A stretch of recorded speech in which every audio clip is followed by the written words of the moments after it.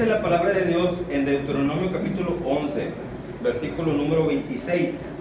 Dice: he aquí, yo pongo hoy delante de vosotros la bendición y la maldición.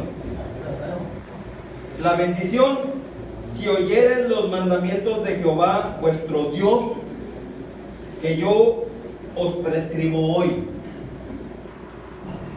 Y la maldición, si no oyeres los mandamientos de Jehová vuestro Dios, y os apartéis del camino que yo os ordeno hoy, para ir en pos de dioses ajenos que no habéis conocido. Fíjense bien cómo dice este pasaje bíblico. Dice el mismo Dios Todopoderoso: he aquí, yo pongo delante de vosotros, delante de cada uno de ustedes, dos cosas: la bendición y la maldición. O sea, ¿qué está diciendo? ¿Qué está dando Dios? Un libre albedrío. Porque Él, como todopoderoso que es, Él puede hacer que en este momento todo el mundo le adore. Pero como hay un enemigo, es justo en toda competencia ser correctos en las competencias que tenemos. Si hay un enemigo, Dios puede en un momento dado hacer que todo el mundo le adore. Pero ese no es el propósito que Dios quiere en forma directa. Él dice: no, yo quiero que si me van a adorar porque yo me doy cuenta que ellos me aman. Porque me aman, no por mi poder, sino por amor. Ellos me siguen por amor a mí, sin que el poder de Dios se haya manifestado en ustedes, sino simplemente porque ustedes han decidido de su libre y propia voluntad seguir a Dios. Entonces, ahí hay una competencia en ese mundo espiritual. Está Dios por un lado y está Satanás por un lado. Satanás dice: ok, nada más que déjalos que solitos decidan por sí mismos. Déjalos que solos decidan. Si van a aceptar a Jesucristo es porque ellos decidieron seguir a Jesucristo por amor y no por conveniencia. Entonces, Dios dice: pongo dos cosas: bendición por un lado, si tú quieres aceptar a Dios, y maldición por otro lado, si tú no quieres aceptar a Dios. Pero la bendición la vas a obtener de la siguiente manera. Dice, pongo aquí la bendición: si oyeres, ¿si qué? Oyeres los mandamientos de Jehová vuestro Dios. ¿Jehová quién? Tu Dios. Tu Dios. Mi Dios. Tú puedes decir mi Dios, porque es tu Dios. Quieras o no quieras aceptarlo, siempre va a ser tu Dios. Aquí lo está diciendo. Tú vas a tener bendición si oyeres los mandamientos que Él te está dando. Obvio es que esta orden, en ese otro ámbito espiritual, está Satanás escuchando cuáles son los requisitos de la bendición. Y Satanás va a querer hacer su juego también. Con que si oyeren la palabra de Dios, van a ser bendecidos. Pues entonces Satanás va a decir: pues voy a hacer lo posible para que no oigan la palabra de Dios. ¿Cuántas personas hay que no oyen la palabra de Dios?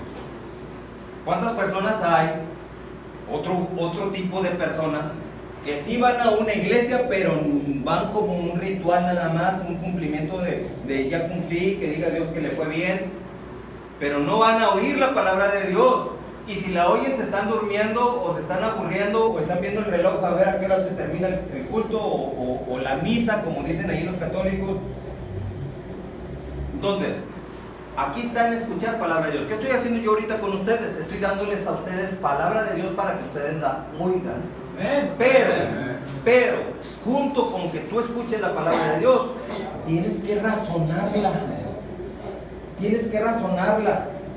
Porque si no la razonas, puedes caer en ciertos errores. O sea, aquí está diciendo la palabra de Dios que hay dos cosas que Dios está poniendo. No las está poniendo el diablo.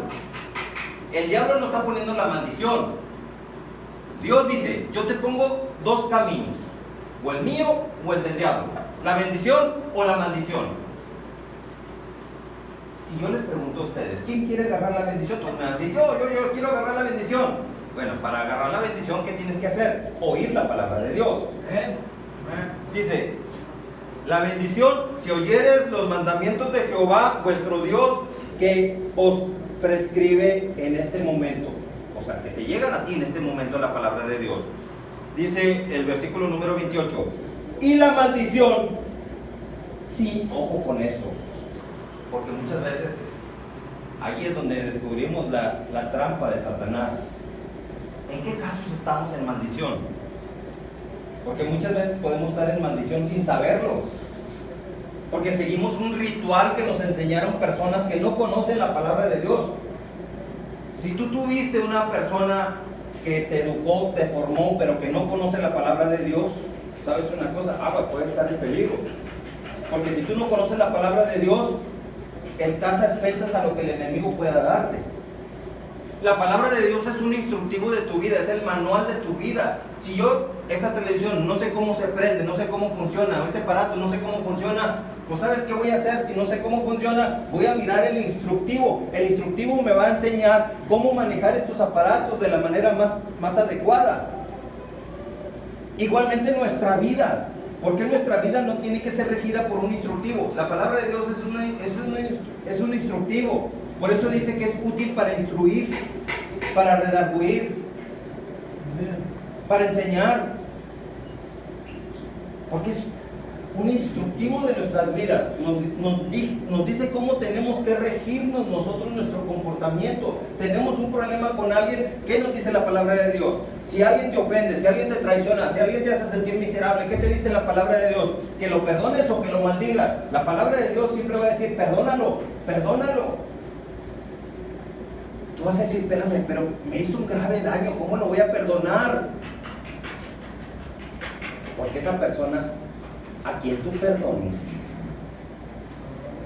puede ser un aval tuyo, puede ser un testigo tuyo el día que nos topemos cara a cara con Dios. Cuando, como dice el libro de Corintios, que vamos a comparecer ante el tribunal de Jesucristo. Comparecemos ante un tribunal y ahí va a estar Jesucristo como un juez y nosotros vamos a estar ahí, dice la palabra de Dios de Corintios, para recibir según lo que hayamos hecho en la tierra en vida, sea bueno o sea malo. Entonces, en ese tribunal estoy yo y está una persona que me hizo mucho daño.